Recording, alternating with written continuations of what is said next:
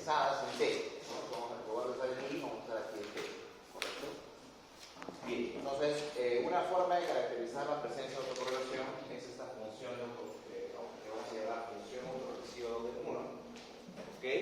Donde la función autorreflexiva orden 1 lo que me va a denotar es que el error observado en T está influenciado por el error observado en el periodo anterior, más un componente que es totalmente aleatorio, ¿no? Este parámetro ρ, que habíamos dicho que era un parámetro que vamos a caracterizar como la persistencia, ¿no? La persistencia, en este caso, de la relación dinámica, ¿no? En la medida que este error sea más grande, vamos a tener que el error pasado influye en mayor medida que el error presente, y su efecto es mucho más prolongado. ¿Okay? Bien. Por esta parte ya habíamos visto. También habíamos hablado de las causas de la autocorrelación. Habíamos dicho que está vinculado al efecto de shocks que tienen impactos en muchos periodos de tiempo. Yo les había dado el ejemplo del COVID. Otra cosa también tiene que ver con el tema de trabajar con tasas de crecimiento, ¿no? Por la naturaleza precisamente de que el residuo ahora es un elemento que tiene diferencias del residuo original, ¿no? También la autocorrelación está vinculada a la noción de variables relevantes.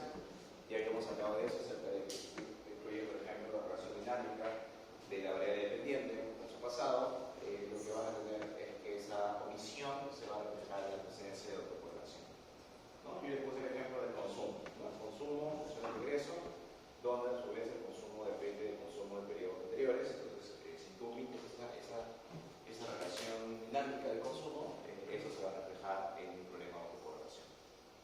¿Okay? Bueno, y finalmente también puede estar asociado a un problema de especificación funcional, es decir, por ejemplo, cuando estamos omitiendo un problema de quiebre estructural, o de repente que la especificación de la relación entre y x no es lineal. Puede ser una función cuadrática, una función polinómica, y si nosotros aplicamos simplemente una relación lineal, esto se va a reflejar una posible presencia de autocorrelación. ¿Sí? O sea, lo mismo, esa característica muy similar a la de los gases. Es un explicación rápido porque ya hemos visto. ¿Sí? Pero si tienen dudas, igual la pregunta. Para ese ejemplo que vimos también. Y lo que vamos a ver el día de hoy son los contrastes para detectar autocorrelación. ¿Okay? Nosotros habíamos empezado en la clase anterior con un contraste que fue el test de Bush y Godfrey, ¿correcto? El test de G,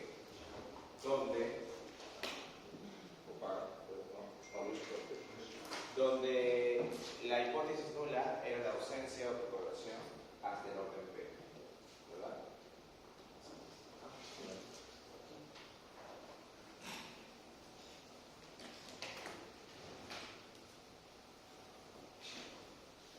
Muy bien, entonces lo que decimos es lo siguiente, ¿no? Ese es el test de Bush y Godfrey, que no la primera lectura que va a ser la tarea de control de lectura de la próxima semana. Entonces aquí lo que hacemos es concretamente evaluar si en el modelo, ¿no?, existe una relación dinámica de este elemento. Eso lo vamos a hacer con una relación auxiliar, ¿se acuerdan? Donde vamos a evaluar la relación dinámica del error con sus rezagos, ¿no? Acuérdate que los rezagos que son las observaciones rezagadas, es decir, las observaciones pasadas de los signos, ¿no? Entonces aquí vamos a hacer esto. Vamos a ponerle rho sub P por el de menos P más B sub P, ¿no? Entonces, la hipótesis aquí del test va a ser la ausencia de autocorrelación hasta el orden P, con lo cual el contraste va a ser este. ¿Ok? Ese va a ser el contraste. Bueno. Ahora, yo les he dicho inclusive que adicionalmente lo podemos hacer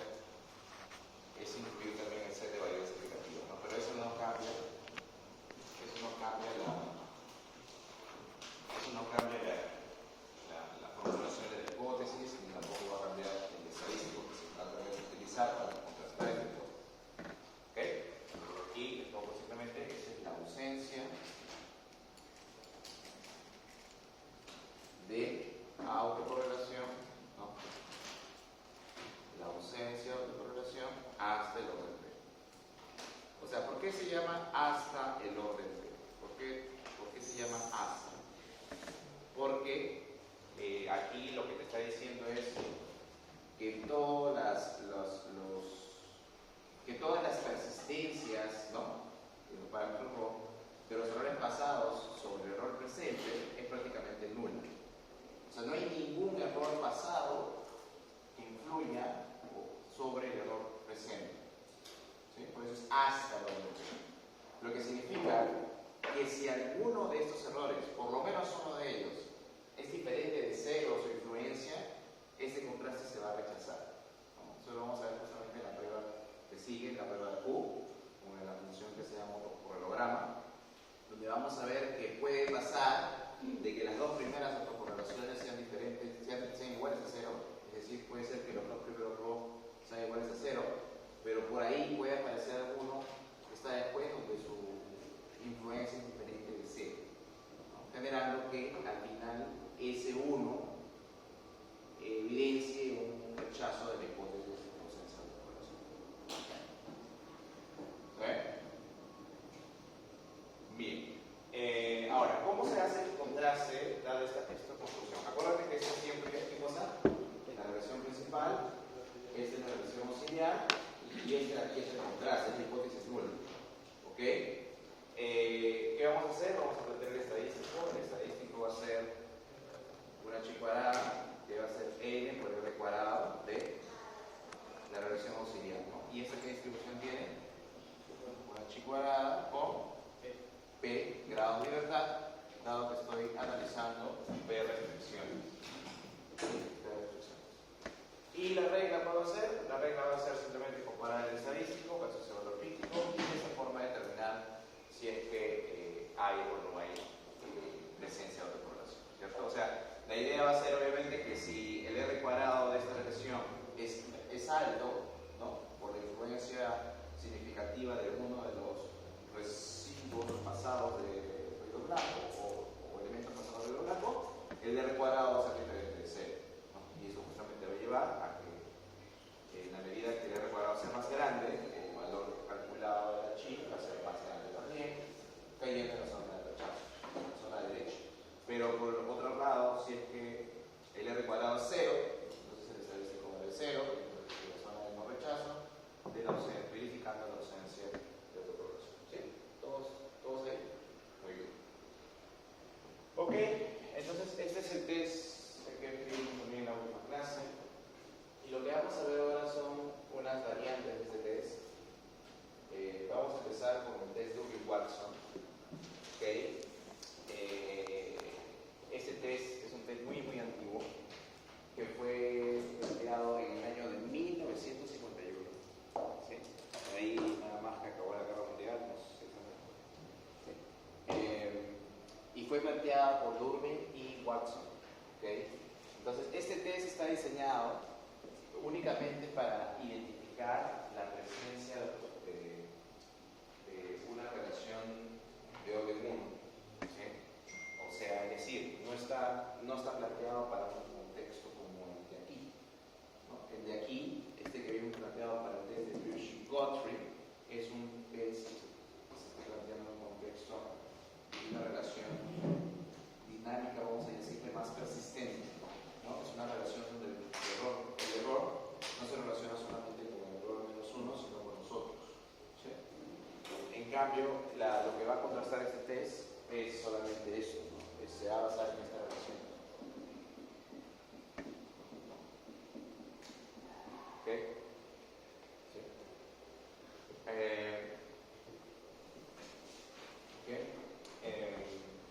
Ahora, una precisión nada más sobre estas especificaciones.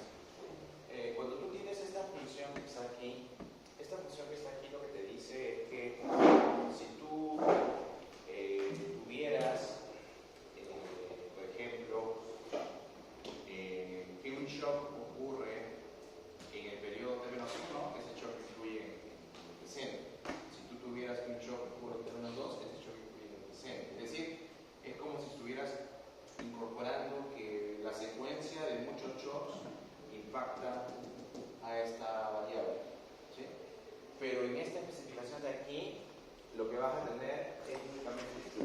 anterior, ocurrido en el periodo anterior, influye en el error T.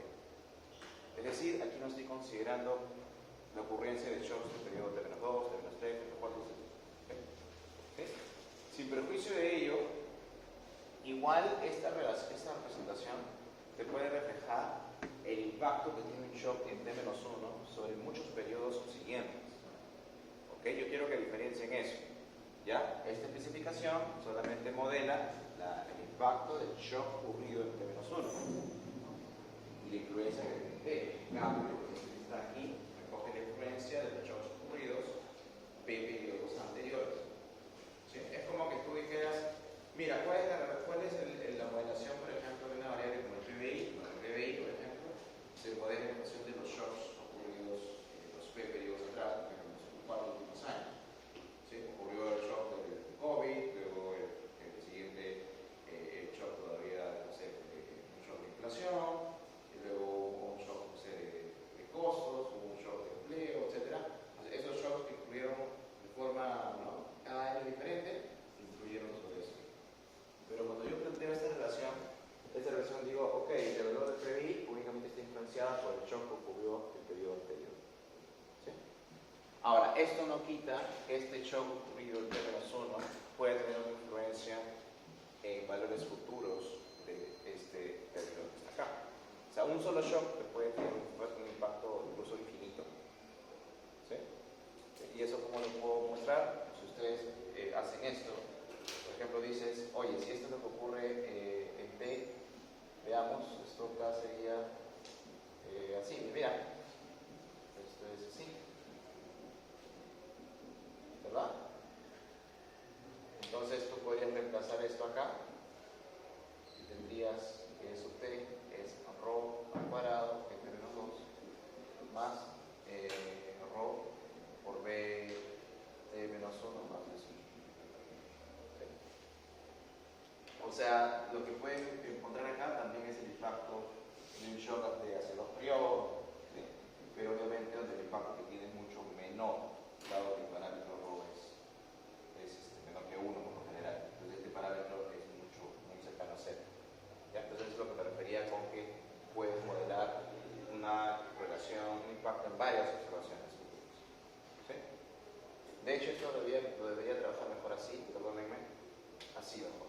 ¿Ya? Para que quede claro lo que estoy diciendo. Así mejor, ¿ya? Ese sería T. Así. Este sería T, pero ¿no? Se puede mostrar eso, ¿no? Si ustedes agarran acá y llaman esto tema solo, y esto es T. Reemplaza y lo que es. Entonces ahí está la evidencia de que esta relación refleja de que un shock ocurrido en T-1 puede tener influencia inclusive en T-1. Bueno, entonces a esta relación se le conoce como esta modelación o esta especificación se le conoce como una especificación llamada autorregresiva. ¿Ya? Entonces, esta especificación es una especificación autorregresiva, se va a llamar de orden 1. ¿Ya? Y función autorregresiva de orden 1. ¿No? Si quieren llamarla así, proceso, porque estos conceptos también lo van a ver en este ciclo. Proceso autorregresivo de orden 1. ¿Ok? Muy bien. Entonces, ¿ok? Esa es la especificación del proceso autorregresivo de orden 1. Ok, entonces, este test, como les decía, va a trabajar con este proceso y el planteamiento de su hipótesis va a ser esta. ¿Ok? La siguiente. La hipótesis nula va a ser de que ρ es 0 versus la hipótesis alterna de que ρ es diferente de 0. Donde ρ igual a 0, ¿qué significa? Significa que hay ausencia de autocorrelación. Y en la hipótesis alterna, presencia de autocorrelación. ¿Ok? ¿Sí? Entonces, mira, tiene la misma idea que esto que está acá, ¿no? Claro. Obviamente esto de acá también va a trabajar conjuntamente con la regresión principal, ¿no? Acuérdate que este sale de aquí, ¿no? O sea, este test es muy similar al test de allá. Entonces, donde acá tengo la regresión principal, aquí tengo la regresión que voy a llamar auxiliar, y aquí tengo el contraste, ¿no? La prueba de hipótesis. ¿Sí? ¿Ok? Ahora, la diferencia, hasta ahí se parece, ¿cierto? Se parece mucho a lo que está allá, ¿cierto? Pero en lo que se va a diferenciar este test que el test de allá es que para evaluar esta hipótesis nula, este contraste llamado test de Durbin-Watson va a utilizar un estadístico llamado D, donde D se va a calcular de esta forma, se va a calcular como la diferencia de los errores estimados de la regresión auxiliar, sí, de la regresión principal o no, menos C, D menos 1, elevado al cuadrado, dividido sobre la suma de errores estimados al cuadrado. ¿Okay? Esa va a ser la forma del estadístico. ¿Okay? Entonces, ¿cuál es la idea? La idea es que si nosotros tenemos que ρ es 0, ¿sí? Si nosotros tenemos que ρ es 0, entonces lo que va a pasar es que este estadístico va a ser cercano a 2. ¿Ya? Eso vamos a ver. Y por otro lado, si tenemos una relación perfecta o casi perfecta entre él y él, el estadístico va a ser cercano a 0 o va a ser cercano a 4. ¿Sí? O sea, va a ser un estadístico que va a oscilar entre 3 valores, o 0, o 2, o 4. ¿Ya? Es algo así. Vamos a ver así, el estadístico va a ser 0, va a ser 2 y va a ser 4. ¿Sí? Entre esos valores va a oscilar el estadístico, y la idea es justamente de que nosotros, para poder verificar el no rechazo de la hipótesis, nos debería salir un D que está por acá, por esta zona. Si nos saliera un D que está por acá o un D que está por acá, entonces allí estaríamos en la zona que vamos a llamar la zona de rechazo de la hipótesis. ¿Okay? Ahora, ¿por qué no una distribución de este estadístico? Porque este estadístico, como vamos a ver, tiene una distribución un poco inusual. ¿No? De hecho, lo que vamos a ver es que, a diferencia de los estadísticos convencionales, que tienen una zona de rechazo y no rechazo, ¿sí? Bien diferenciada, este estadístico no tiene una zona de rechazo no diferenciada, sino que tiene zonas que vamos a llamar zonas de indeterminación. O sea, zonas donde no se puede hablar de rechazo o no rechazo. ¿Sí? Muy bien. Entonces, como les decía, el estadístico que está acá va a permitir corroborar este hipótesis. Y ahorita vamos a ver por qué. ¿Ya? Vamos a ver eso acá.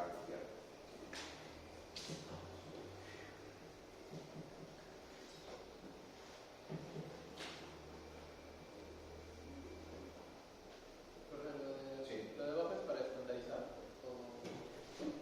Mira, lo de abajo es solamente para, ahorita como vamos a ver, es para, es la construcción del estadístico que plantearon los autores, nada más, ¿no? Lo que pasa es que ahorita vamos a ver eso, ¿sí? Si ρ vale 0, el S sub t sería perfectamente aleatorio, ¿no? ¿Por qué? Porque tendrías que, mira, a ver, vamos a hacerlo ya, ¿no? ¿Cómo sería si yo consigo una relación?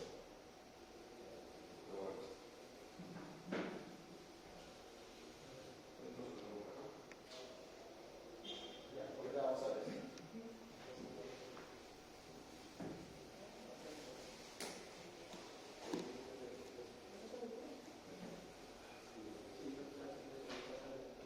Ya, a ver, vamos a ver. Mira, primero vamos a ver qué sale empleando ese estadístico D. ¿Ya? O sea, digo, sea D, ese estadístico de allá, voy a copiarlo tal cual, D, para que vean justamente lo que va a salir. Y mira, este menos 1, o este cuadrado, este cuadrado. Ya, ojo, donde este estimado resulta de estimación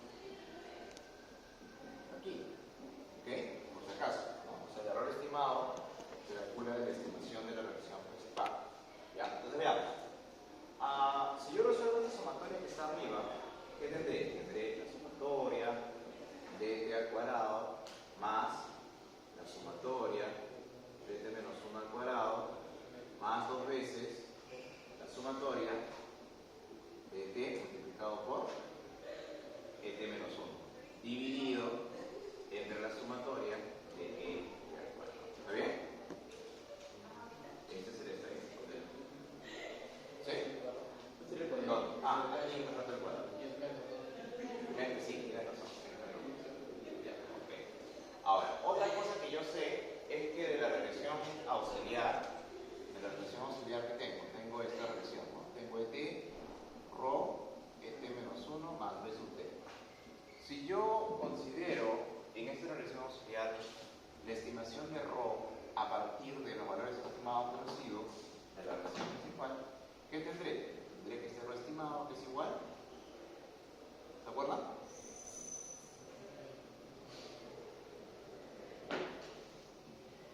¿Sí o no?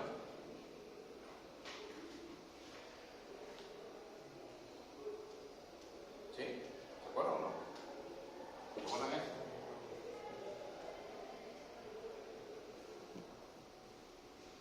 ¿No?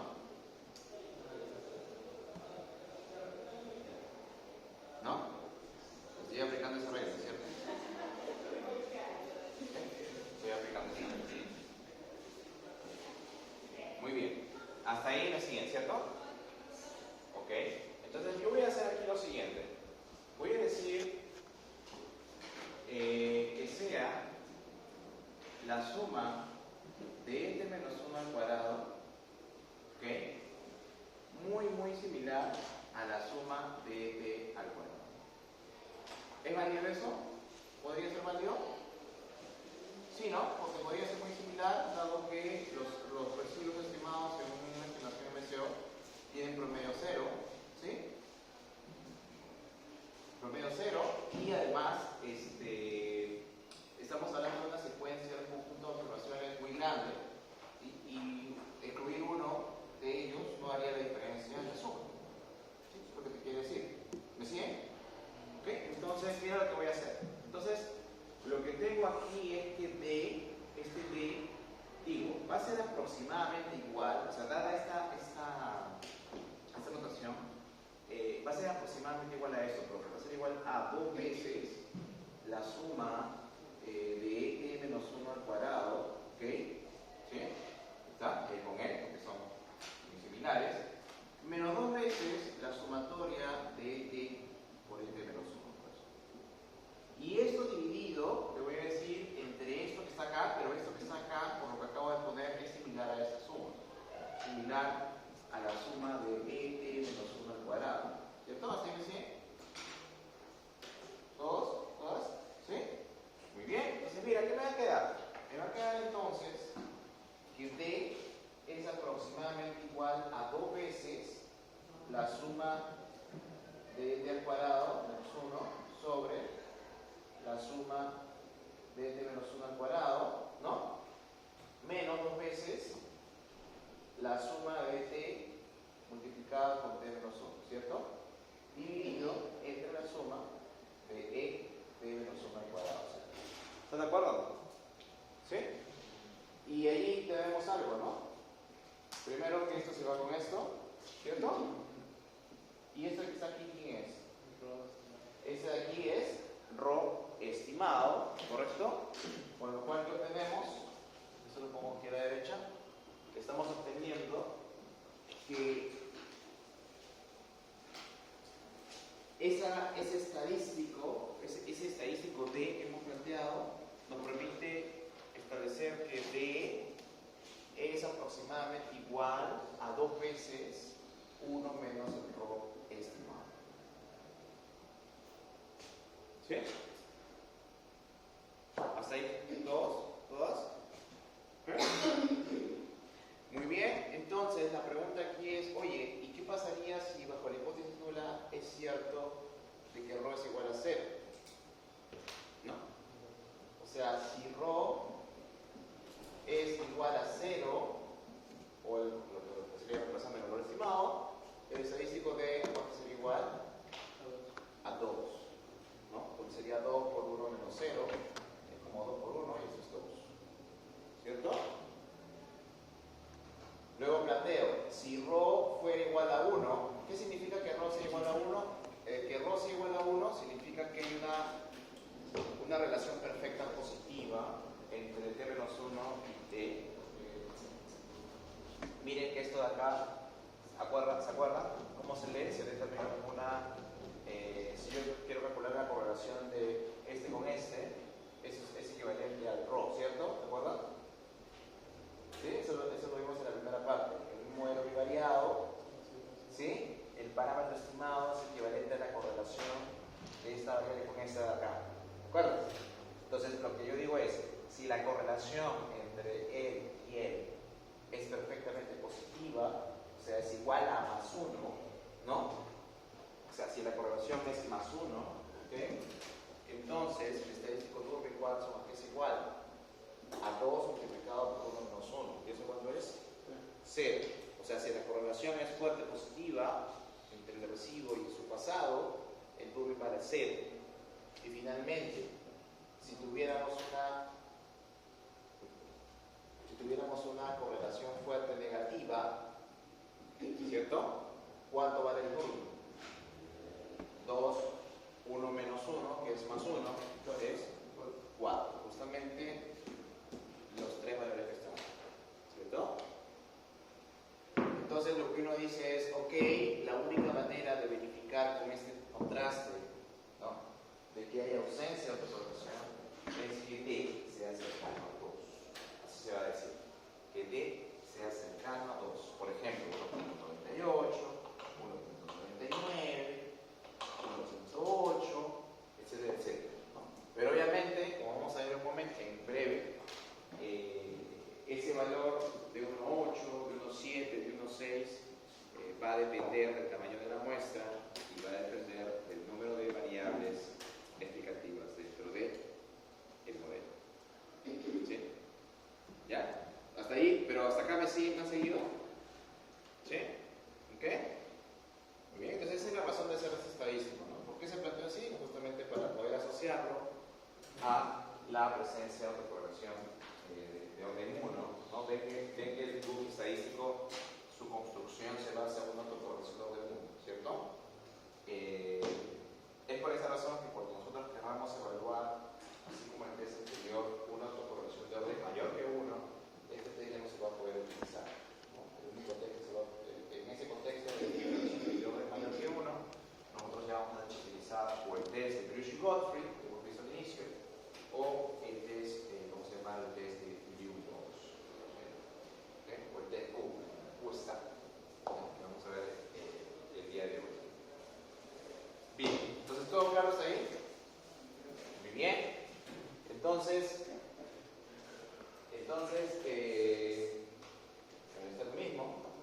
Entonces, lo que vamos a tener que encontrar es justamente evaluar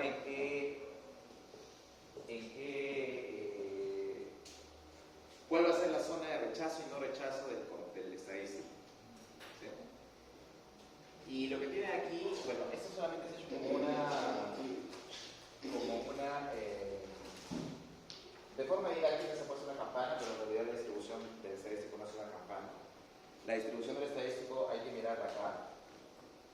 Y lo que vamos a tener es que al medio va a estar el valor de 2 y a los extremos va a estar las autocorrelaciones o fuerte positiva o fuerte negativa. ¿Ya? Esa va a ser la forma que vamos a evaluar la presencia de autocorrelación.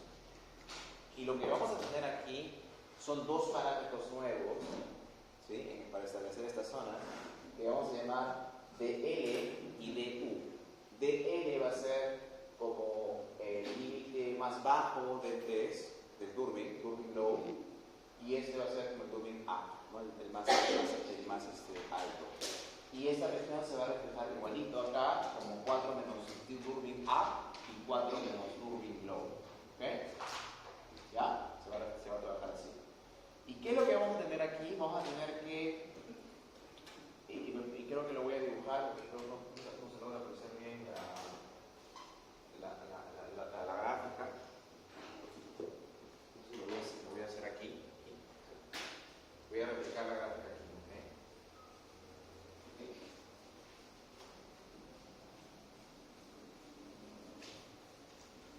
Veamos. Entonces, es esto, ya vamos a poner aquí.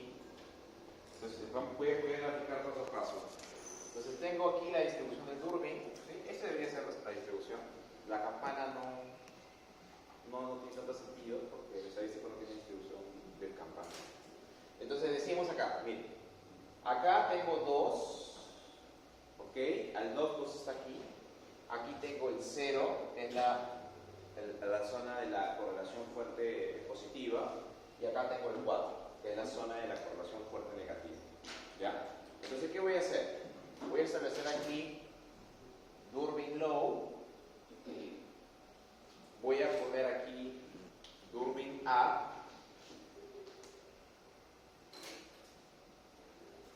mientras que aquí voy a establecer 4 menos Durbin Up, y este va a ser 4 menos Durbin Low. ¿Por qué aquí sí queda claro, ¿no? Este es Durbin Low y Durbin Up. Aquí, ¿por qué se pone 4 menos DU, 4 menos DL? Porque es como si estuvieras regresando. Para regresar el DU, de resto. O sea, es como retroceder DU pasos hasta acá. Y para este de aquí es como retroceder DL pasos. Tengo esto. Entonces, ¿qué voy a tener aquí? Voy a tener lo siguiente, mira. Voy a tener 5 zonas, ¿sí? 5 zonas que van a estar divididas por estos 4 cortes. Tengo 4 cortes, ¿ok? Tengo el DL, el DU, el U, el D4 menos DU y el 4 menos DL. Entonces voy a hacer esto, mira, voy a establecer 5 zonas. Esta acá, esta aquí, esta acá, esta aquí y finalmente estas dos de acá que quedan, ¿no? O sea, tengo la zona 1, la zona 2, la zona 3, la zona 4 y la zona 5. ¿Sí? ¿Ok? Entonces escuchen muy bien lo siguiente. Lo que voy a decir es que si el estadístico D, acuérdate que estos son los valores que puede tomar D. Si el estadístico D cae en la zona 3,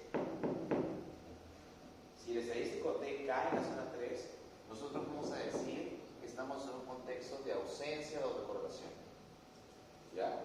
Repito, si el estadístico D cae en la zona 3, nosotros vamos a estar en un contexto de ausencia de autocorrelación. ¿Ya? Si nosotros caemos en la zona 1, nosotros vamos a estar en un contexto de presencia de autocorrelación y inclusive correlación fuerte positiva. Y si caemos en la zona 5, vamos a decir que estamos en una zona de presencia de autocorrelación fuerte negativa. ¿Sí? Mientras que si caemos en la zona par, o sea, la zona 2 o la zona 4, si el estadístico cae acá, la respuesta va a ser no se puede determinar la presencia de autocorrelación. Esas son las zonas grises, por eso ven acá que son como zonas como dos grises. Esa zona gris es una zona donde si tú caes, es como si fuera un agujero negro, ¿no? Caes y no sabes dónde vas a estar, no sabes qué va a pasar, si hay o no. ¿Sí? Es decir, hay zonas dentro de la distribución del Durbin, estadístico Durbin-Watson, donde no puedes afirmar si hay o no hay autocorrelación. ¿Sí? Entonces, esas son las zonas grises. ¿Está bien? ¿Sí? Eso es lo que encontraron, por la construcción de nuestros amigos Durbin y Watson. Y lo que también evidenciaron en su paper, ¿ok? Y aquí está justamente la tabla de Durbin-Watson, que seguro yo le voy a dar en el final, ¿sí? Es como una tabla estadística.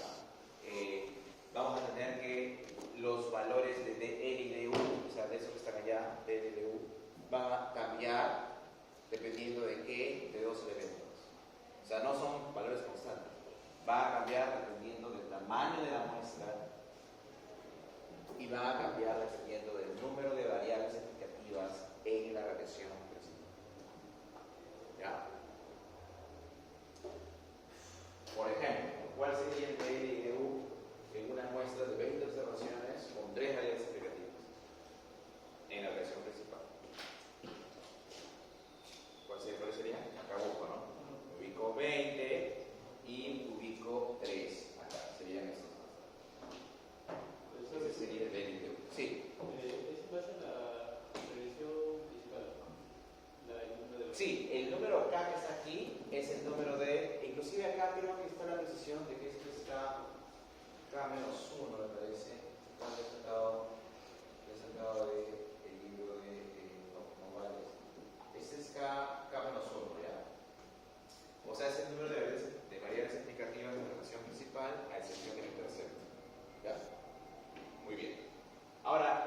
ejemplo, ¿no? ¿Qué pasaría si yo tengo una muestra de 20 observaciones y tengo que DL es 0.99 y DU es 1.676?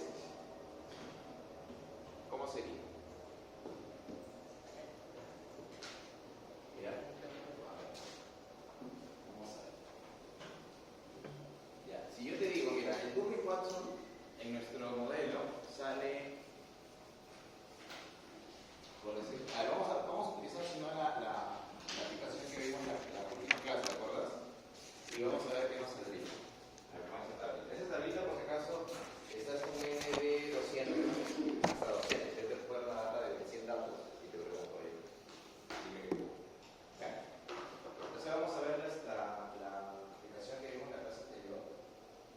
Era la de modelo. Eso lo vamos a ver también para el en la aplicación del viernes. El día viernes venga todo, porque el viernes voy a cubrir la parte programática de lo que es autocorrelación y heteroaccesibilidad, y también desde cero voy a desarrollar un modelo que es el modelo de por dinero, donde le voy a hacer todos los test que hemos visto, ¿sí? O sea, multicollinealidad, quiebre estructural, autocorrelación y heteroaccesibilidad, y la corrección correspondiente, que es exactamente lo mismo que ustedes tienen que hacer en el trabajo final, ¿sí? Entonces el día viernes la clase es interlibre, además que con todo. ¿Ya? ¿Ah? El viernes 14. Luego ya será contento. Entonces, vamos a ver. Entonces, nosotros tenemos aquí este modelo acá, el EQ2, por ejemplo, y aquí lo que queremos preguntar es si hay autocorrelación, ¿no?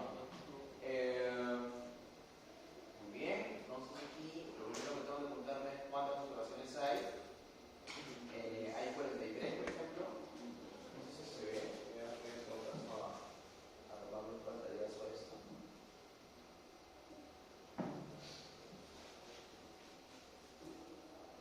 Y ahí ustedes me van a decir cuánto vale el Durbin-Watson.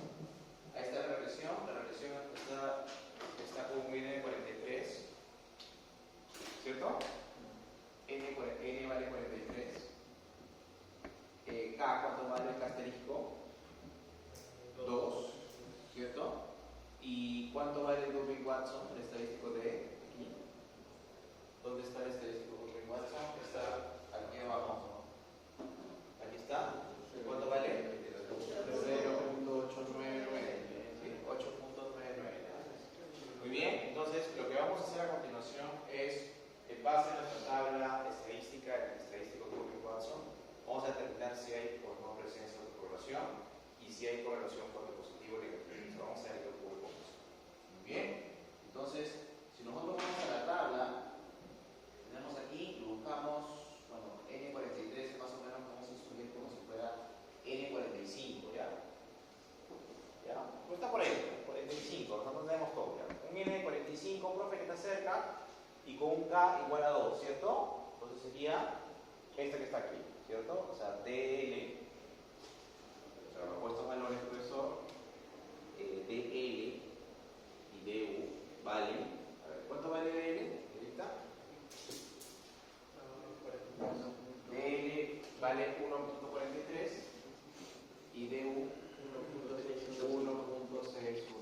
Perfecto. Entonces, ¿qué es lo que hago? Bueno, con eso de ahí, establezco esto, 0, 2, 4 y planteo. Tengo DL y DU, entonces DL vale 1.43, DU 1.43. Bueno, yo aquí ya no necesito calcularlo de allá, porque yo sé dónde cae 0.899. ¿Dónde cae 0.899? ¿En qué región? De las 5 que habíamos hablado. En esta zona acá. ¿Cae en la zona? En la zona 1, ¿cierto? ¿Cierto? Con lo cual se estaría evidenciando presencia de autocorrelación, ¿no? Y fuerte positivo, ¿no? Fuerte positivo. ¿Está bien? Entonces, a ver, ¿y qué pasaría si yo incorporo la presencia de quiebre estructural, ¿no? Que es el otro modelito que habíamos visto corregido?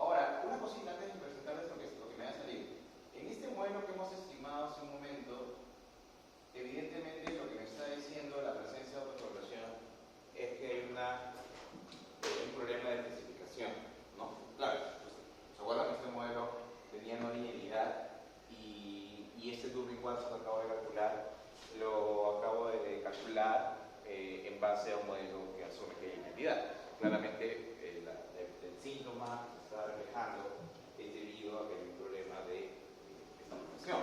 Entonces, ¿qué pasaría, digo yo, si utilizo en lugar del modelo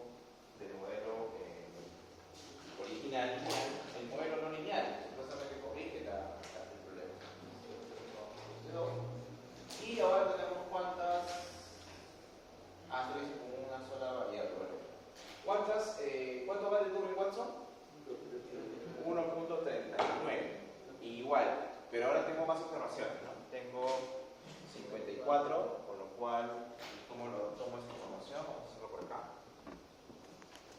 Y voy a preguntar, ¿1.39 será suficiente para decir que es igual a 2? ¿No? Porque debería ser cercano a 2. Vamos a ver. Vamos a ver qué ocurre en ese caso, ¿ya?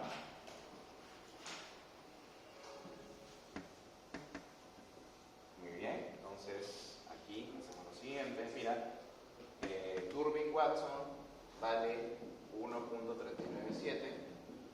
N, ¿cuánto vale? 54. Y Casterico, ¿cuánto vale? 2. Porque tenemos dos variables. Muy bien, entonces vamos a ver cuánto vale DL y DU. DL y DU. Muy bien, veamos DL entonces. Y DU. N, ¿cuánto vale? 54. N, vamos a poner por acá. 55 y 2, ¿no? 1.46. DL vale 1.46. 42 y perdón, 1.49, ¿no? 1.49 y el otro ¿cuánto vale? 1.64. Listo. Entonces aquí lo que hago, establezco acá 0, 2, 4, DN 1.49, DU 1.641 y bueno, por acá está 4. ¿Y dónde cae mi Turing Watson? Acá. Con lo cual, ¿esto qué me quiere decir? Me quiere decir que inclusive en ese modelo corregido, sigue habiendo presencia de autocorrección fuerte, positiva. ¿Y qué significa entonces eso como síntoma? Significa que ese modelo todavía falta corregirse más. Y eso era obvio, ¿por qué? Porque yo le dije que ese modelo ya no requiere eso. ¿Recuerdan? Tenemos la prueba de... ¿Cuál es la prueba de no requiere?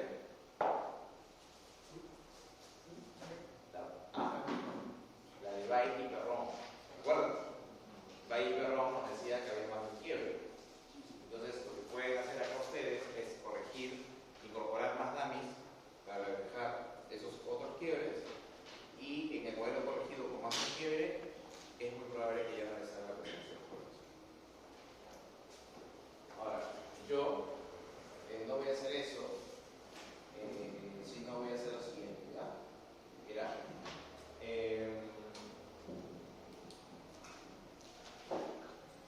muy bien, entonces habíamos dicho que sobre este modelo había autocorrelación, ¿cierto?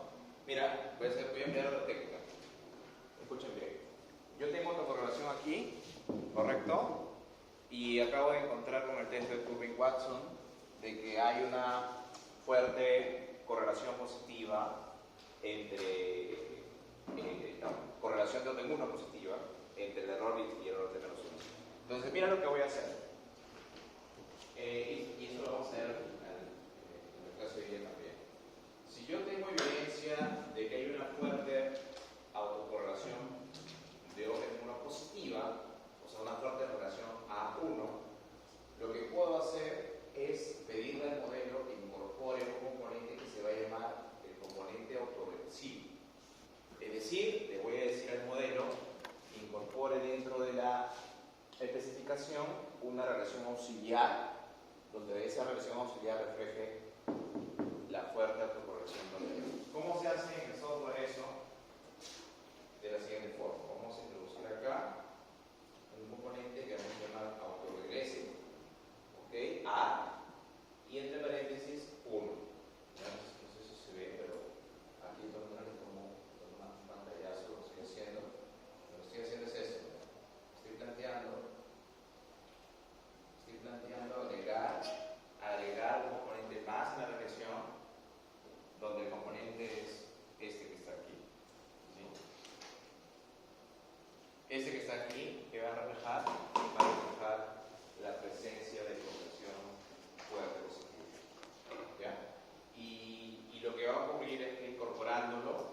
probable que ya desaparezca la presencia de autocorrelación que había dentro de eso. Vamos a ver si esto ocurre. Bien, entonces vamos a poner esto. Y ahora vamos a ver el valor del Durbin-Watson. ¿Cuánto sale ahora el valor del Durbin-Watson? 1. Omítame este sigma SQ, ¿ya? Este sigma SQ, omítalo. Solamente viene en este acá. O sea, 1.959. Y si yo utilizo la gráfica que había hecho hace un rato, bueno, acá tendría que recalcular, pero es muy similar. Acá tendría un K más, ¿no? K de 3. Esto va a moverse un poquito, pero ese 1.959, ¿dónde cae? Acá. Evidenciando, efectivamente, que cuando yo incorporo el componente autoregresivo, ya se estaría evidenciando de que nuestro residuo ya no tiene autocorrelación. ¿Sí? Claro, lo que ocurre es que cuando yo estoy analizando el Durbin-Watson de esta regresión, no lo estoy haciendo sobre el error original, sino lo estoy haciendo sobre el error de la regresión auxiliar. Porque acuérdate, ¿no? ¿Tú qué tenías? Tenías esto, ¿no? Tienes la regresión principal y aquí tienes la regresión auxiliar que estás incorporando ahorita. O sea, este parámetro ρ es este que está acá, el coeficiente que está acá. O sea, el software está estimando el valor del parámetro ρ. Y lo que te está mostrando abajo como Durbin-Watson es el Durbin-Watson de este de acá. ¿No? O sea, es como si estuviera haciendo una nueva regresión sobre este de acá. Una nueva regresión auxiliar, vamos a llamar ρ2 si quieren, BT-1 más WT, y lo que está encontrando es que esto no se puede rechazar de que se hace.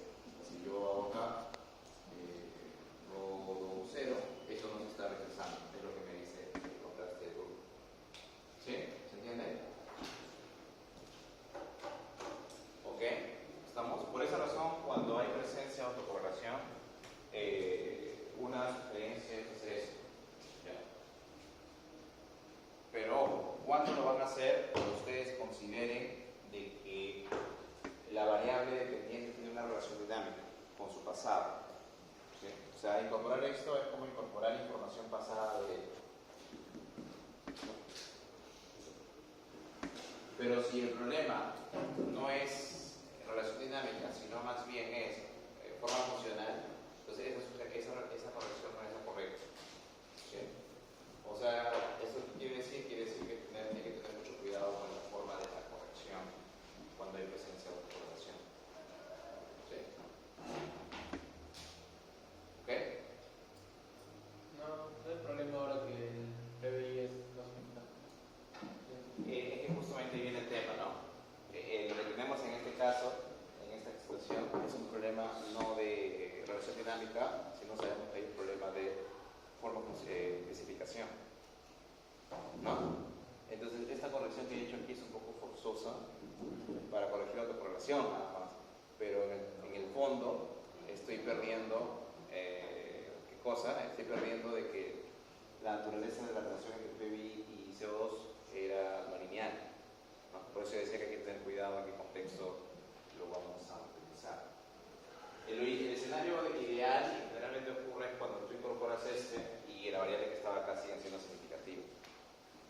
O sea, cuando tengas esta contradicción de que cuando incorporas la corrección deja de ser significativo, es porque hay una bien. Bien, ¿preguntas hasta acá?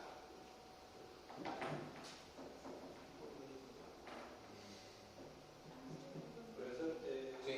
para saber si es significativo o no significativo, agarramos el test estadístico o probabilidad. Ya, para darnos cuenta si eso no es significativamente estadístico, esta variable aquí, claro, acá tendría que mirar el t y ver eso. En este caso no hay problema. En este caso, lo que pasa es que aquí, como les decía, inicialmente la variable que estaba acá era significativa, ¿no? Y cuando yo he introducido la corrección, dejó de serlo. Pero eso ocurre porque el problema original que nos generaba la autocorrelación es un problema de especificación. Si ese no hubiera sido el caso, sino más bien una relación dinámica ausente, era la que faltaba de modelar, entonces ahí esta variabilidad puede seguir siendo significativa.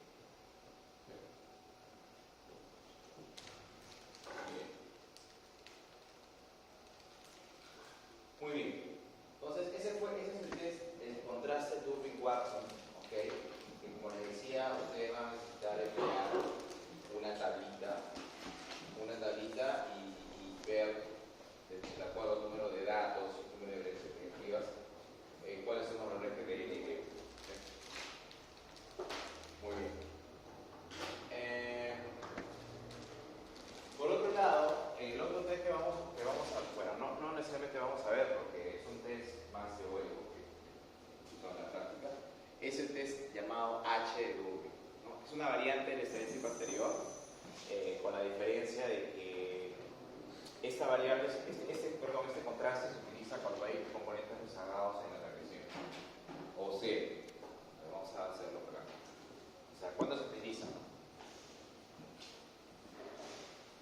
Se utiliza, por ejemplo, en esta situación, ¿no? Vamos a, por ejemplo, yo planteo una regresión como esta.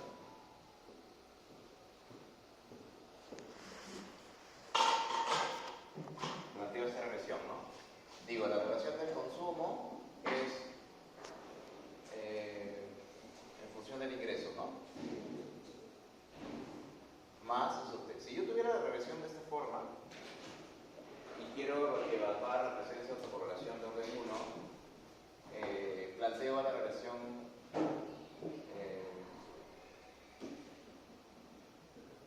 auxiliar y contrasto esto de acá.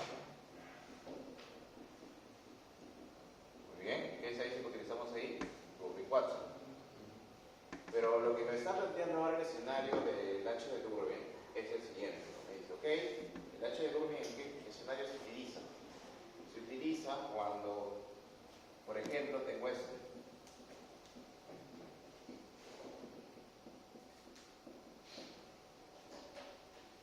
¿Qué es esto? ¿Qué diferencia hay entre este modelo y el de la izquierda? Que aquí has incluido una variable rezagada de la dependiente. ¿Sí? Una variable rezagada de la variable dependiente. ¿Correcto? Aquí, entonces yo voy a tener también la relación auxiliar sobre el error para verificar la autocorrelación de 1. Voy a hacer el mismo contraste, pero aquí el estadístico ya no va a ser el D, o si quieren, como le llaman DB doble, como Durbin-Watson, sino va a ser el estadístico H, el H de Durbin. Y el H de Durbin, que es una variante que lo que hace es agarrar el estadístico Durbin-Watson, dividirlo entre 2, restarlo con 1, y esto multiplicarlo por esto, ¿no? N sobre 1 menos N por la varianza estimada de O. ¿Okay? Ahora, la diferencia entre este H de Durbin y el estadístico Durbin-Watson es que este H de Durbin tiene una distribución, y es una distribución normal con media cero y varianza 1. Una distribución asintótica, por cierto, ¿no? Es decir, una distribución únicamente válida en muestras grandes. ¿No se acuerdan de la definición que pone la pasada? Asintótico, ¿no? O sea, grande, muestra grande. Muy bien, entonces, si yo les pusiera el examen, ¿no? Un modelo como este y les pidiera analizar la autocorrelación, ustedes tendrían que utilizar el H de Durbin en lugar de utilizar el Watson. ¿Sí? Esa precisión tienen que tenerla en cuenta. ¿Ya?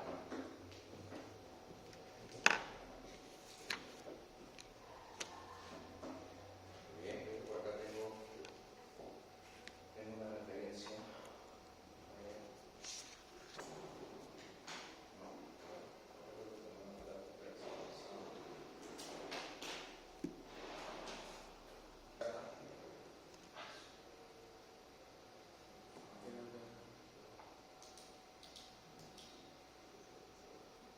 Ya ves, así te voy a tomar tu nota.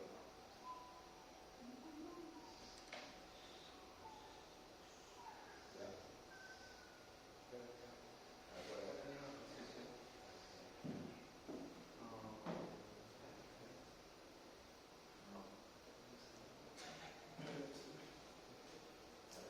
Acá lo tenía.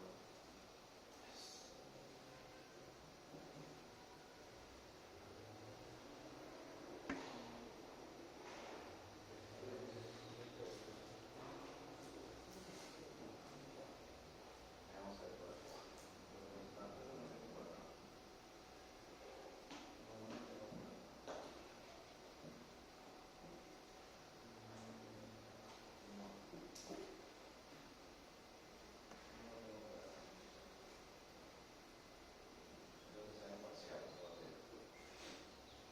El día viernes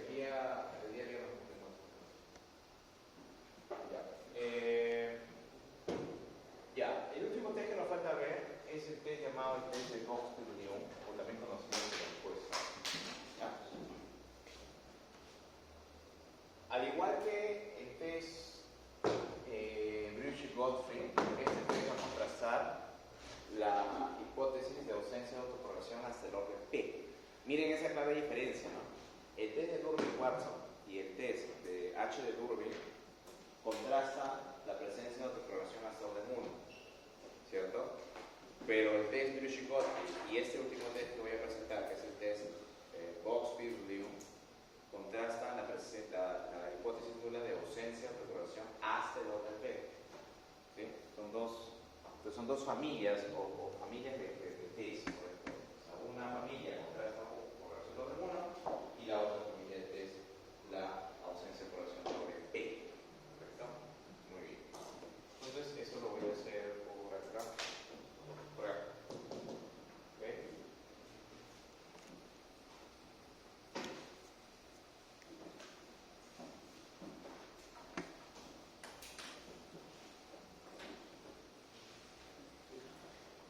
Bien. A ver. Ya. Ese estadístico se va a basar en una suma de cuadrados de las correlaciones que vamos a llamar correlaciones simples. ¿Ya? Es decir, el estadístico Q vamos a partir de la relación principal. Vamos a estimar el error, ¿correcto? Y lo que va a hacer este estadístico es calcular una función que se llama función de autocorrelación simple de orden J, donde la autocorrelación simple de orden J, ¿cómo se calcula? Se calcula como la suma de productos cruzados de residuo estimado en T, del residuo estimado J periodos atrás, dividido entre la suma de residuos al cuadrado. O sea, ¿qué quiere decir esto? Quiere decir que esto de acá es como una correlación simple, ¿no? ¿Te acuerdas? Por ejemplo, hemos visto como en Durbin-Watson, ¿cierto? Esta fórmula es la fórmula de correlación simple entre ET y ET menos J, ¿no? Esta es la correlación que vamos a llamar la función de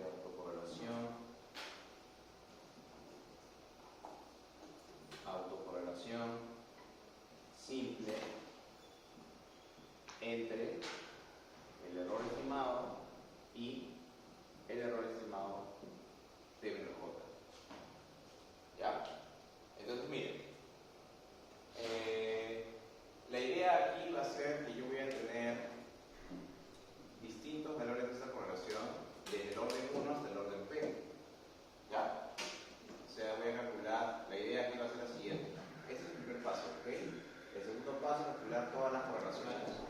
Y el tercer paso es decir, hipótesis nula, ausencia de autocorrelación hasta el orden P. Entonces, ¿qué voy a hacer acá? Voy a hacer lo siguiente. Voy a plantear, no sé, no está esto, pero ahí no está. Voy a plantear entonces para contrastar esto lo siguiente. Voy a plantear un estadístico Q, ¿ok? Que va a ser igual a n veces la suma de las correlaciones simples al cuadrado desde la correlación simple de orden 1 hasta la correlación simple de orden 3. ¿Ya? Eso es lo que está aquí. O sea, en otras palabras, es como una suma de cuadrados de la correlación simple, ¿no? Y esta estadístico Q va a tener una distribución. La distribución que va a tener va a ser una chi de orden P. ¿Ok? Una chi de orden P. A ver, vamos a ver aquí un pequeño ejemplo.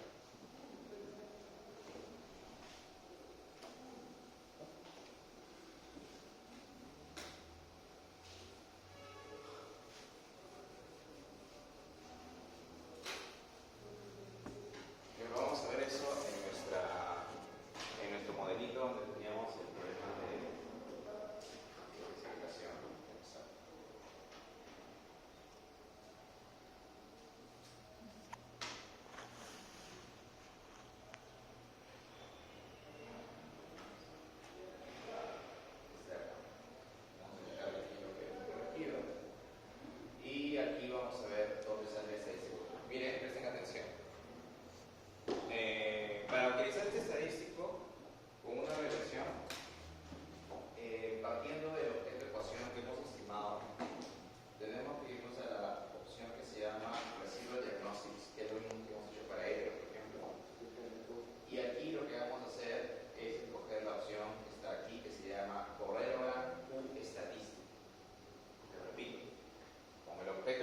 abierto, vamos a ir a View, Diagnósticos de Residuos, y nos vamos a ir a la opción Correlograph Q Statistics. Cuando yo le dé clic aquí en Correlograph Q Statistics, el programa me va a preguntar hasta qué orden quiero valor de contraste. Por default, te puede salir 24, si tienes una data más de 20, y si no, te sale una muestra, un lag de 12. Vamos a utilizar el default, le damos OK y nos sale esta tablita. ¿Qué nos muestra esta tablita? Esta tablita, además de mostrarte el Q, te va a mostrar también otra información de la cual te voy a explicar más cuando llegue a ser el tiempo. Pero, centrándonos en lo que tenemos que evaluar aquí, lo que nosotros tenemos aquí, chicos y chicas, son estos valores de RJ. Los valores de RJ están acá. Aquí, y así. O sea, en toda la columna AC, para estos numeritos que tú ves aquí, es 1, 2, 3, 4, 5, 6, 7, 8 y así. Estos de acá son los valores de la función de autocorrelación, la función de autocorrelación simple que está acá. Evaluada para cada orden. Para el orden 1, que es este que está acá, ¿ves? Que este es el mismo que salía hace un rato. No. Para el orden 2, para el orden 3, el orden 4, el 5, 6, así. ¿Ok? Y lo que hace el estadístico Q es este que está acá. El estadístico Q que tenemos aquí, ¿cuánto vale? El estadístico Q que tenemos aquí es n por la suma, me dice, de rj al cuadrado, desde j igual a 1 hasta p, ¿cierto? ¿Cierto? Entonces, este primer Q que está aquí, ¿a qué sería igual? ¿Cómo se calcula este Q? Este primer Q, que voy a llamar Q nada más, se calcula como n, que es 43, por 0.536 elevado al cuadrado. Nada más. ¿Sí? Este segundo valor que está acá, ¿cómo se calculó? Como 43 por 0.536 al cuadrado más 0.282 al cuadrado. Este de acá, 43 por 0.536 más 0.282 al cuadrado más 0.144 al cuadrado. Y así yo voy a calcular tantos valores de Q dependiendo del orden de la autocorrelación que esté mirando. ¿Hasta ahí todo claro para todos? Sí. ¿Sí? Muy bien. Profesor, ¿y dónde está tallar? Está bien, ya me dijo cómo sale Q, ya me dijo en el cronograma dónde está la respuesta, pero ¿dónde está tallar la hipótesis que se está representando? Al final, al principio, al medio, ¿no? Por una idea, después está la hipótesis. Y ustedes se dan cuenta que en cada fila hay una columna que se llama prop. ¿Se dan cuenta? ¿Prop? ¿Qué es este prop? Es una probabilidad. Una probabilidad que nosotros hemos llamado, en el mundo de la inferencia, el p-value. Y tenemos muchos p-values. ¿No? ¿Por qué? Porque tengo un p-value para cada valor del estadístico Q. ¿No? ¿Cierto? Claro, profesor, o sea, significa que en cada fila, escuchen bien por favor esto, que estoy subiendo seguro en la fila. En cada fila estás haciendo un contraste de hipótesis. ¿Cierto? En la primera fila, ¿qué contraste de hipótesis estoy haciendo? Ausencia de autocorrelación hasta el orden 1. En la segunda fila, ausencia de autocorrelación hasta el orden 2. En la tercera, ausencia de autocorrelación hasta el 3. Y así. ¿Y qué estoy evidenciando? Estoy evidenciando que desde el orden 1 se está rechazando la hipótesis nula de ausencia de autocorrelación. ¿Cierto? ¿Cierto? ¿No? Ausencia de correlación del orden 1, ok, bacán. Ausencia de correlación hasta el orden 2, también. Hasta el orden 3, también. Hasta el orden 4, también. O sea, que está rechazando todo. ¿Verdad? Ahora, profe, y si eso usted lo evalúa en su modelo corregido con el R1, ¿te acuerdas? ¿Qué pasará? Vamos a ver ya. ¿Qué pasará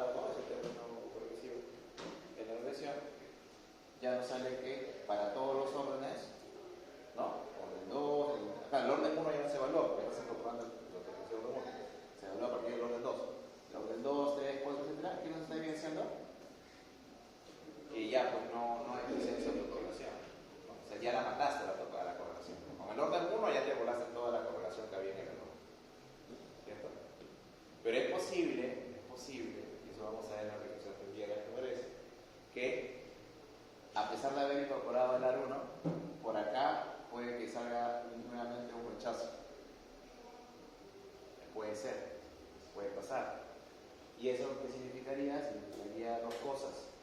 Uno, que todavía tienes que incorporar más componentes progresivos, ¿no? O sea, de orden mayor, o sea, no solamente el 1, sino 2, 3, 4, etc. O también podría significar que hay valores típicos en tu progresión. También podría significar, por ejemplo, acá ven esto, mira, este de acá, esta barrita, este de acá, pues, como que de alguna forma volvió a ser alto, ¿no? Pero aún así, en términos globales, todavía siguió siendo, todavía se siguió registrando que no hay autocorrección. Entonces, eso lo van a entender mejor todavía cuando lean el capítulo 6 de Castro y Gallosa. Y ahí incluso les va a decir una cosa muy útil, que seguro va a venir en una de las evaluaciones, que es que como es estadístico es una secuencia acumulativa, escuchen acá, es estadístico es una secuencia acumulativa, ¿sí? Entonces, como es una secuencia acumulativa, cuando en alguna de las filas se rechace la hipótesis nula, necesariamente en las siguientes también se va a rechazar. Claro, ¿por qué se rechaza? Porque este es grandazo, ¿no?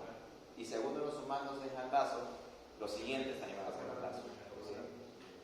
¿Okay? Entonces, lo que quiere decir de que es posible que haya autocorrelación de orden 2 nada más, pero es posible que te salga que como que diga autocorrelación se rechaza a orden 20. Entonces tiene que ser minucioso. ¿Sí? Bueno, pero esos detalles lo vamos a ver, como les decía, en la lectura de Castro y Gallosa. Igual yo eso lo voy a también mostrar el día viernes.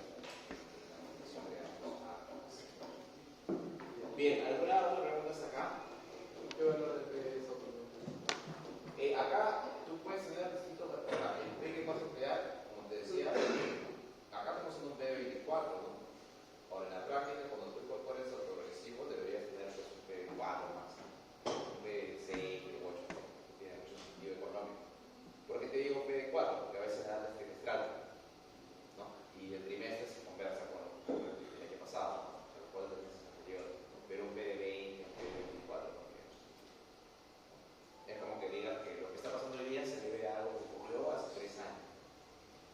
Entonces, cuando eso ocurra, es que realmente porque hay un valor típico hace 3 años. ¿Okay? Muy bien. Volviendo entonces a la BBT, entonces es el estadístico público.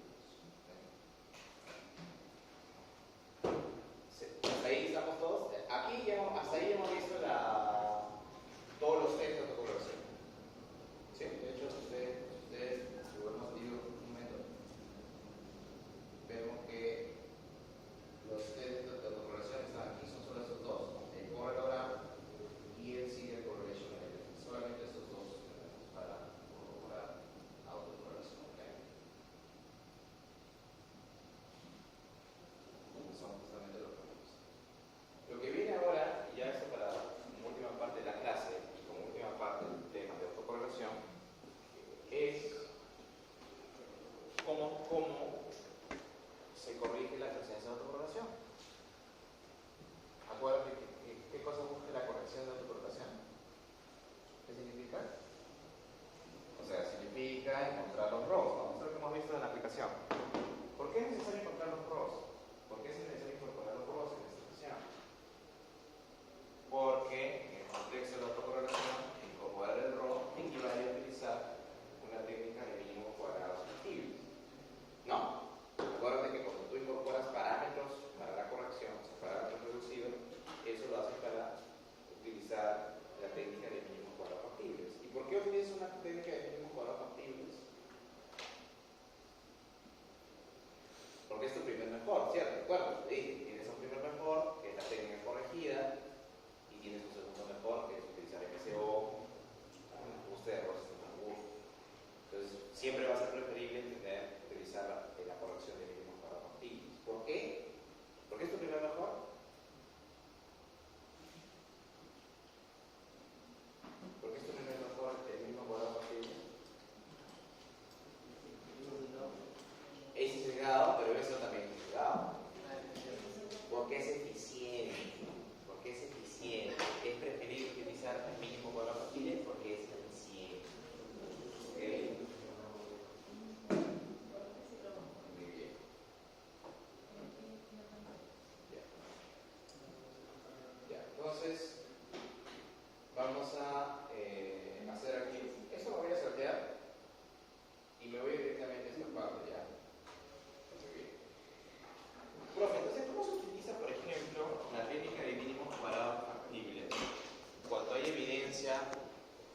presencia de autocorrelación de orden 1, por ejemplo, ¿no? Lo que hemos visto con nuestra aplicación.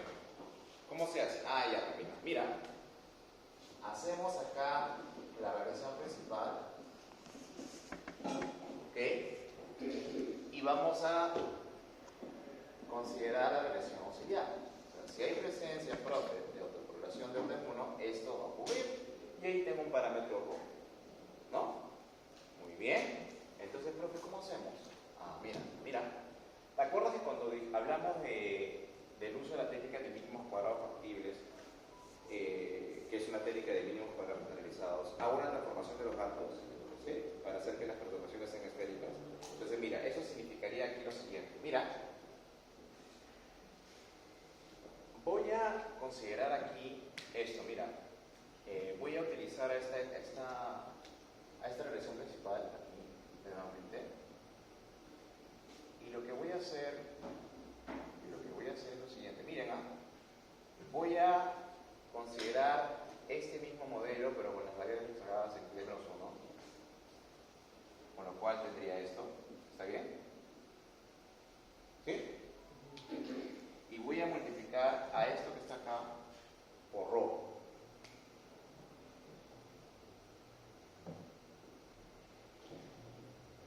¿Ya? ¿Por qué hago eso? Porque al momento de restar, ¿qué voy a tener? Voy a tener una nueva variable dependiente que va a ser esta, ¿no? Una nueva variable explicativa que va a ser esta.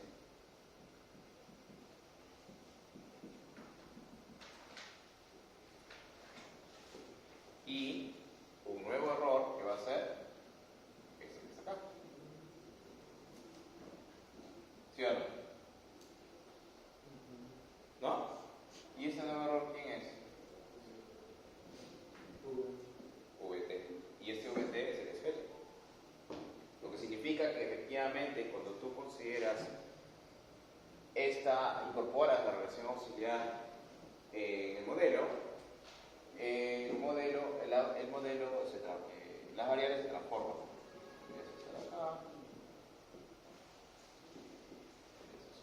Y el beta estimado en esa transformación sería justamente nuestro beta de mínimo cuadrado posible. Nuestro beta explicado, pero además es pi. 100. ¿Ya ven? Beta estimado, pero además es 100. Muy bien, profesor, qué interesante, ¿no? Y otra cosa también muy interesante es que nosotros sabemos que cuando existe esta especificación conocemos omega, ¿cierto? ¿Te acuerdas? Omega era eso, ¿no? Era 1, 1, 1, ¿te acuerdas? Rho al cuadrado, rho al cubo, así. O sea, todo depende de rho. Pero el único problema es que no conoces rho, o sea, rho no es observado, pues, ¿no? Y como rho no es observado, lo tienes que estimar. Y tienes que garantizar además que ese estimador sea consistente. ¿Te acuerdas que esa es la palabra consistente? Tienes que garantizar que rho lo puedas estimar y que rho es un estimador consistente del rho original. Entonces, ¿cómo se va a obtener el rho? ¿No? O sea, aparentemente uno diría, oye, pero el rho es el resultado de la estimación de la regresión entre el error estimado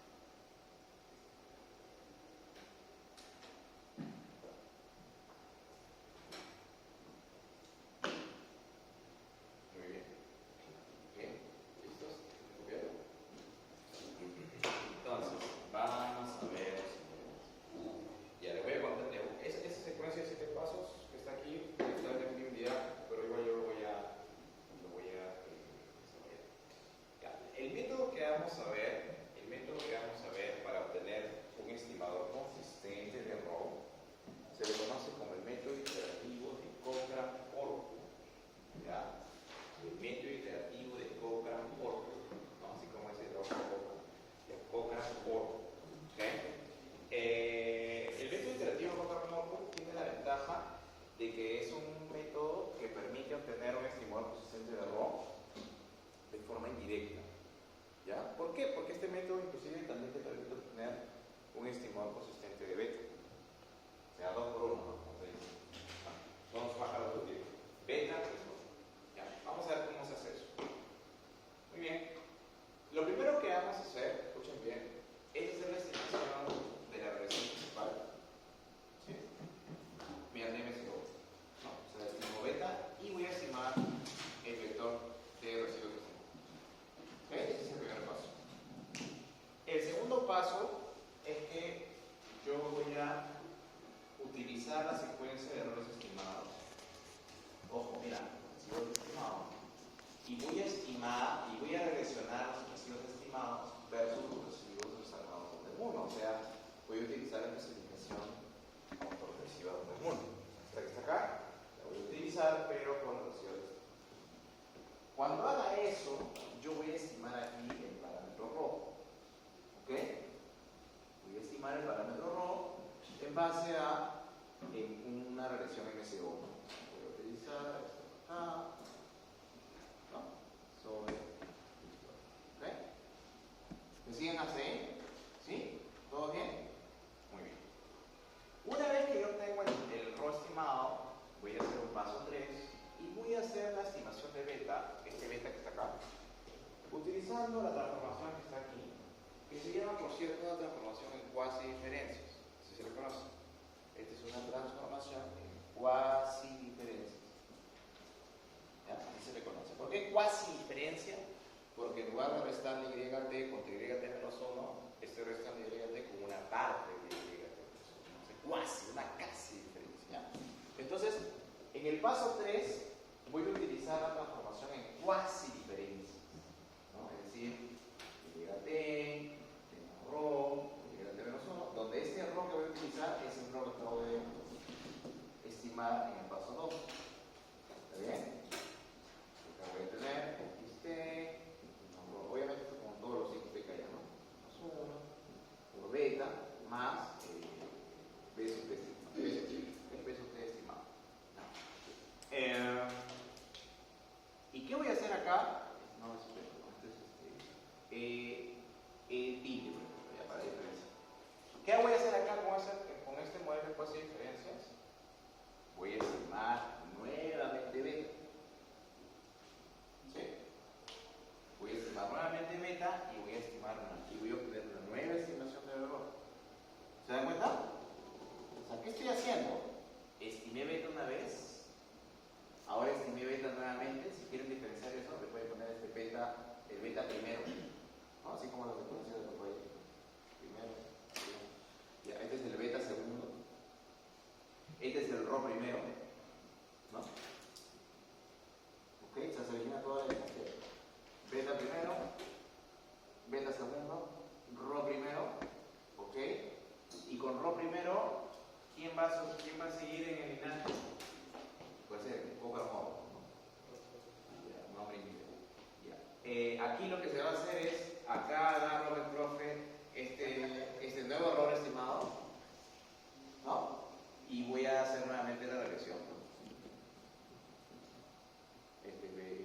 B doble. Y este error que voy a estimar, le voy a llamar beta segundo. Error segundo. ¿Sí? Y yo con el error segundo hago nuevamente la transformación en cuasi diferencias.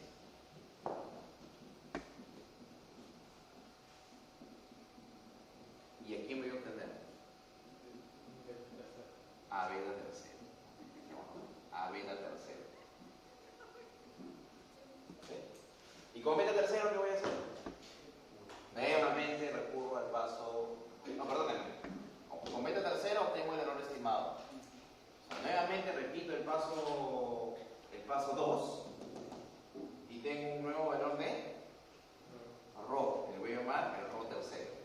Y con el rho tercero calculo el beta cuadro. Y así, iterativamente. ¿Y esto cuándo se va a detener? Claro, este procedimiento va a converger cuando nuestro amigo beta converja.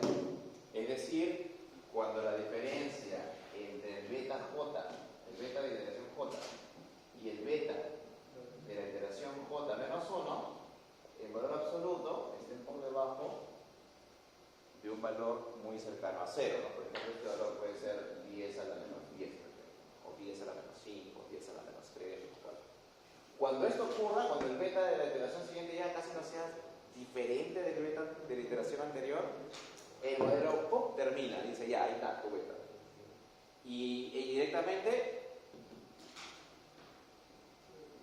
tienes también el valor de rho, porque acuérdate que antes de obtener el beta j, aquí va a haber tenido al rho, ¿no? Al rho j menos 1. Y ya tienes una estimación final de rho y de beta. Eso que está ahí, el software lo hace cuando incorporas el arno. O sea, cuando tú le incorporas solamente el arno, el software sabe que ese parámetro rho lo va a obtener con el método interactivo de Pokémon. ¿Sí? Por eso que muchos dicen, oye, ¿por qué no lo metes de frente y t menos 1 o y menos 1? No se puede, porque si tú lo haces así, ya no estarías obteniendo un modo consistente de rho. La única forma de hacerlo es introduciendo la clasificación autorreversible. Que justamente es lo que te decía, lo que está acá en la PPT. Copien para mostrarles eso aquí. Perdón.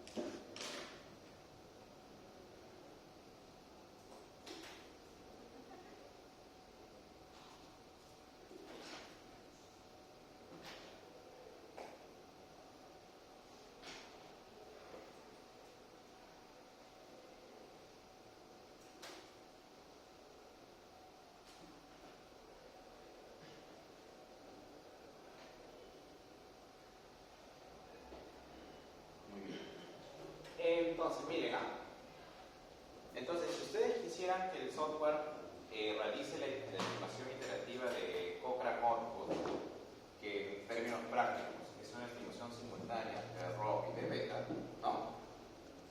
Lo único que tienen que hacer, al menos en Ilivius, es introducir esto, ¿no? La least square, y, el intercepto, la variable expectativa, y de forma adicional se introduce el componente autorreversivo de orden 1, siempre que ustedes consideren que la autorreversión es de orden 1. ¿Sí? ¿Ok? Profesor, ¿qué pasaría si nosotros encontramos evidencia que la autocorrelación es de orden menor que 1? En orden 2, 3, 4, 5, 6, 7, bueno, hasta 4, hasta 4. ¿Qué pasaría? Pues tú también haces ese procedimiento empleando esa autocorrelación de orden menor que 1. Por ejemplo, aquí tenemos nosotros la presencia de autocorrelación de orden 2. ¿No? ¿Qué cambiaría de orden 2 con orden 1? La relación auxiliar, ¿cierto? Estamos considerando ahora los dos rezagos del residuo.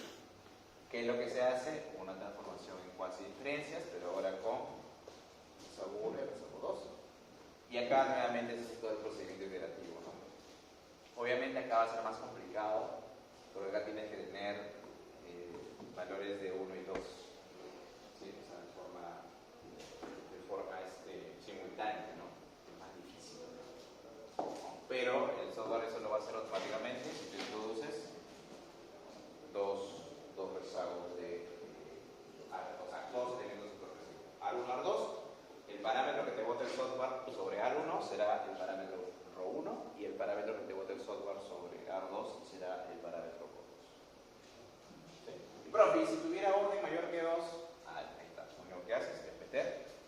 hasta el orden, el arreglo.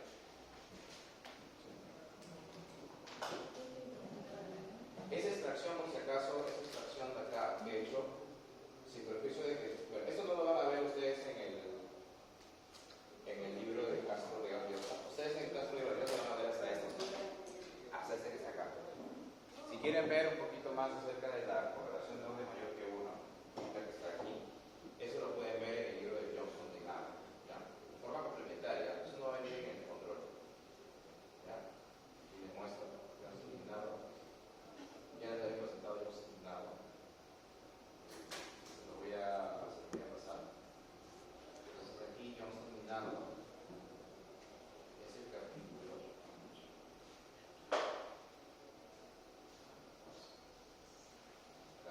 El capítulo 6.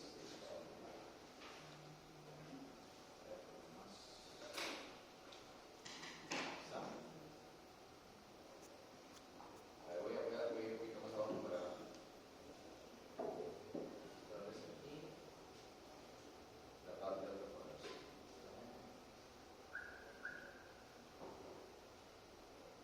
Aquí está. Aquí la parte de la correlación.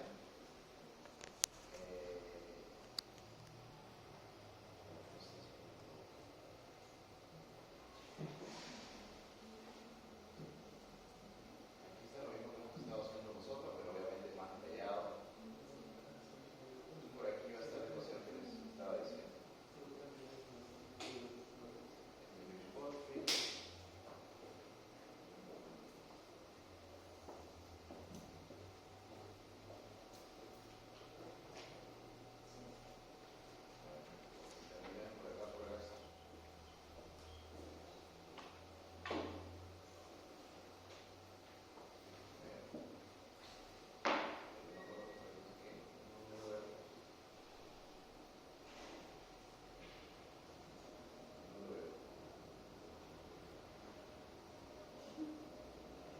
Ya, bueno, por acá, por ejemplo, aquí está la regulación de cosas y diferencias, ¿no?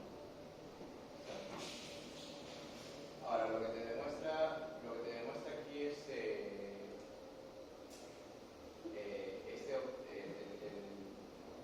Johnson Minardo es que hacer esto de acá, ¿no? Incorporar esta recién auxiliar. Se puede representar también en una sola ecuación, pero con una modelo transformado. Eso ya escapa a los alcances de nuestro curso. Por ahí tienen la referencia, es el capítulo 6, ¿ya? El capítulo 6 de Johnson Minardo. ¿Okay? Y aquí por ejemplo desarrolla la asociación de mínimos cuadrados factibles con lo que es el otro de la pista. Bien, y bueno, para acabar, chicos, gracias.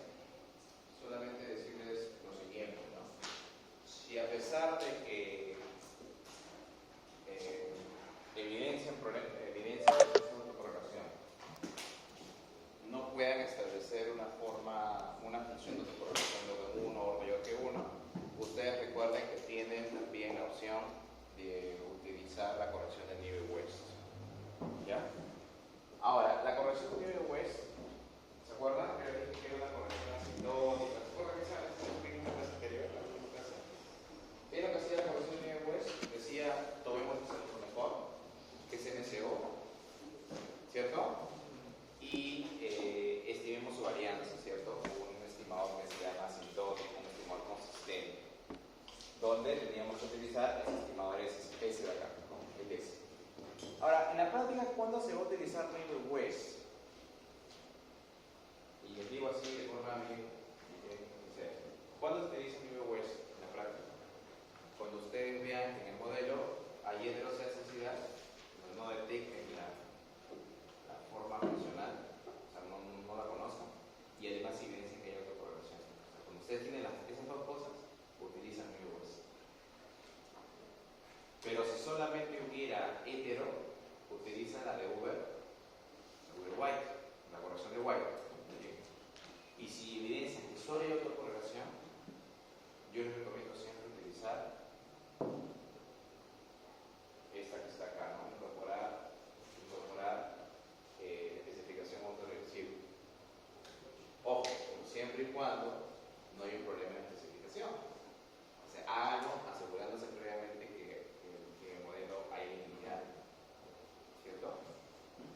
Además que tienen que darle sentido a la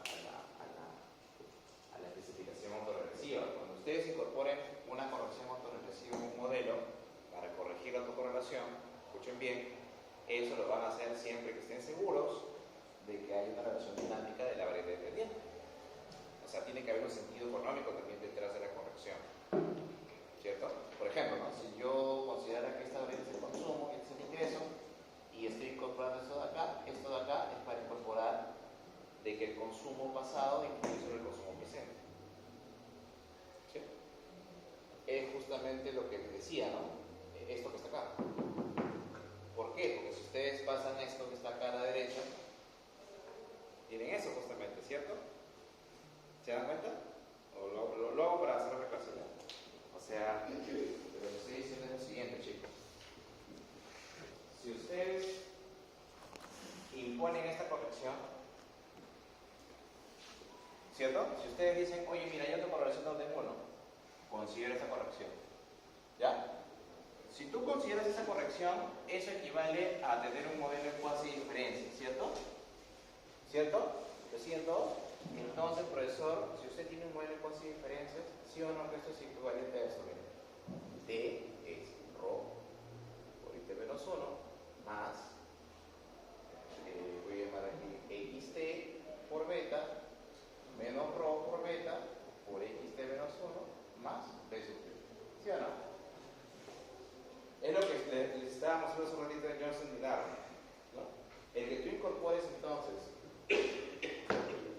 una función autorregresiva en el modelo para corregir la autocorrelación es con el fin teórico de incorporar en el modelo que la variable dependiente depende dinámicamente de su observación pasada.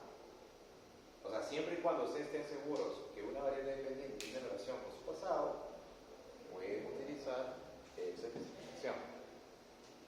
Pero si no están seguros, entonces esto no los puede utilizar. ¿Sí? O sea, tiene que haber también un trasfondo teórico de esta corrección.